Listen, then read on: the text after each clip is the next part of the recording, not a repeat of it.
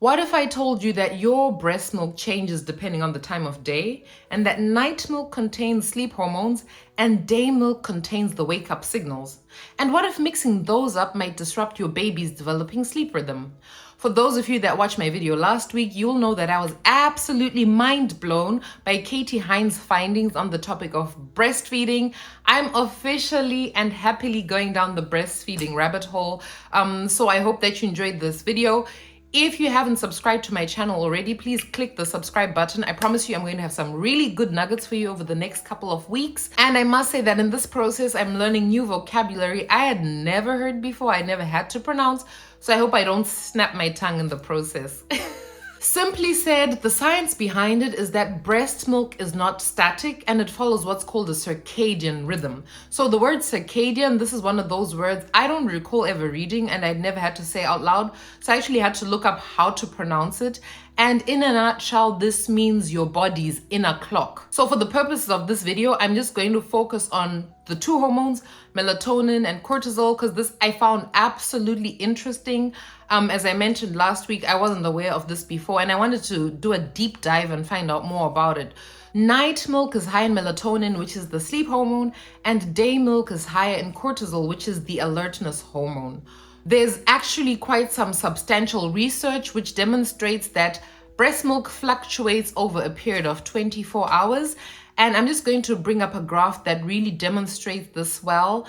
And like I said, I'm focusing on the two hormones. Let's just disregard the fact that I can't pronounce half the other stuff on this graph. All right, so melatonin is high at night and clearly absent during the day. Cortisol, on the other hand, follows the opposite pattern, higher in the morning and during the day.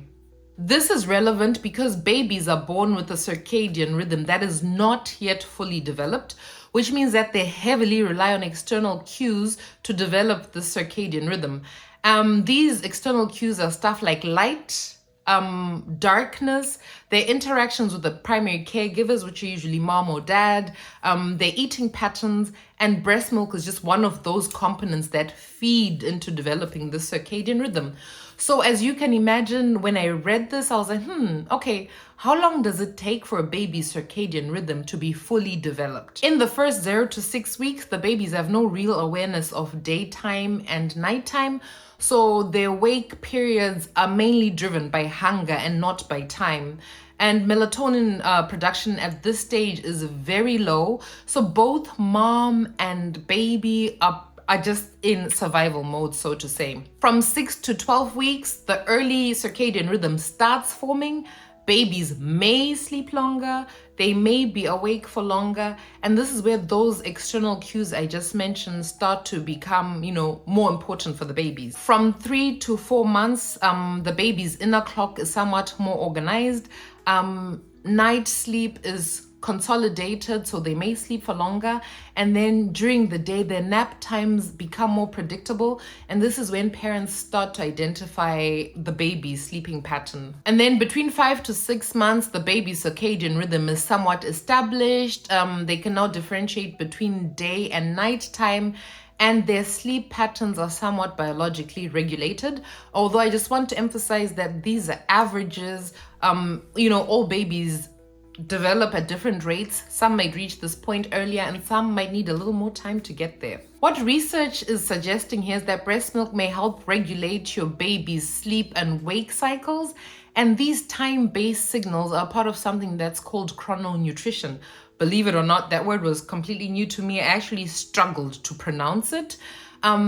In this context, what chrononutrition means is that your milk is basically teaching your baby to differentiate between day and night time. So when we combine these findings, just like I did, you may be wondering, okay, so if I give my baby day milk, is that going to disrupt their sleeping pattern? I wanted to find out what research is concluding about that question in particular. And what research does confirm is that yes, your milk fluctuates throughout the day, but there is no strong evidence confirming that giving your child or mixing up this milk is going to disrupt your baby's sleeping pattern. What scientists actually really do is that they caution parents not to overstress about the timing, because feeding the baby is more important than hyper-focusing on timing. For someone like me, it does become a bit confusing because I'm like, okay, we know cortisol, we know melatonin, and it's just been confirmed that they're in breast milk and they fluctuate depending on the time of day. But at the same time, scientists are saying it's more important to feed the baby than to stress about timing. If you do want to be proactive, you want to do something about it, or maybe your baby's sleep pattern hasn't been regulated, you've tried everything under the sun, this might just be that one thing you can additionally try and see whether it's going to have an impact or not. So you could start by labeling the bags. When you express the milk, you write the time on the bags. If that's too tedious for you, you could already in advance just write day on some of the bags and write night on some of the bags. So when you express during the day, you put that milk in the day bags. When you express at night, you put that in the night bags. And depending on what time of the day you need to feed the baby, you take the respective bags and just observe with time if there's going to be a difference or if there's going to be an improvement. Bearing in mind that breast milk is only one of the components, that feed into developing the circadian rhythm. There's also enough moms that will be like, heck no, I'm not doing this. I already have too much on my plate. That's also fine. At the end of the day, your baby is going to develop normally.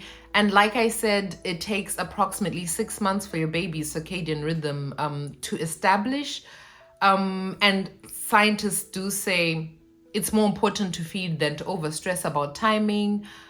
I can't speak from my personal experience about it because I only expressed twice, but I never got to the extent of, having to store the milk and then giving it to the baby at a later stage.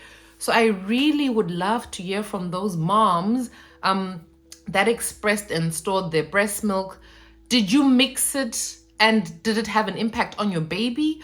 Or did you at some point have to change and start separating, and did that have a positive impact? Like, if you expressed milk and stored, I just want to hear about it in the comment section. What worked for you? What did you do? And, what would you recommend to a new mom that has intentions of expressing and storing breast milk? I really hope that you guys show up in the comment section. I look forward to hearing from you. Thank you so much. Like this video if you enjoyed it, and see you next time. Like, comment, subscribe, and share.